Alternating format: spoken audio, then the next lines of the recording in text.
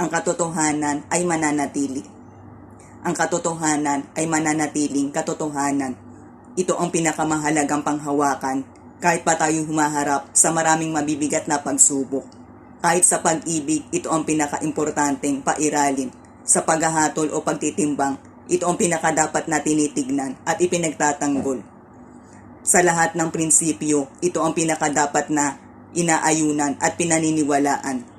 Sa lahat ng ating mga pananalita, katotohanan lamang ang pinakadapat nating sabihin at ipaalam. Sa mga iba't ibang palatuntunan, katotohanan lamang ang pinakadapat nating pipiliin sundin. Sa lahat ng bagay, wala na ngang mas pinakahigit pa sa katotohanan. Ito ang pinakahindi kayang baliin at kalabanin. Sino mang dito ay lumabag, kahit pa siya'y matalino, siya'y maituturing na rin isang mangmang. At siya'y hindi makakasumpong ng magandang buhay. At kahit na anong gawin niyang pagtatago at pagsisinungaling, na ano pat siya'y nagmumukhang parang isang anghel at malinis. Lilitaw at lilitaw pa rin kung ano ang totoo. At malalantad ang totoong tinatago niyang baho.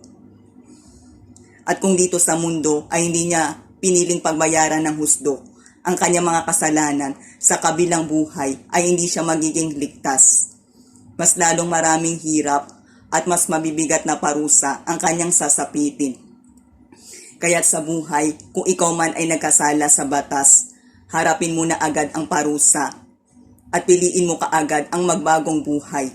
Nang sa gayon ay unti-unti kang makakalaya at mas mababawasan pa ang iyong mga kasalanan.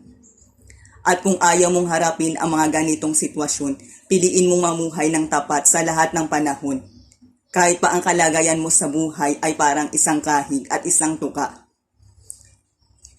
Pagkat sa buhay ay mas mabuti pa rin piliin mamuhay ng tapat kahit mahirap, kaysa maging mayaman pero maraming ginagawang kasalanan.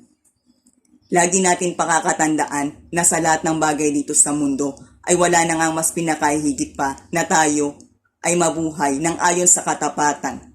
Pagkat yan ang pinakasusi para tayo ay tunay na pagkatiwalaan. Yan ang paraan para tayo ay maging ligtas sa maraming mga kasalanan. Yan ang mag-iiwas sa atin sa kapahamakan. Yan ang pinakamagbibigay ng kapayapaan sa ating konsensya at magpapabuti sa landas na ating mapupuntahan.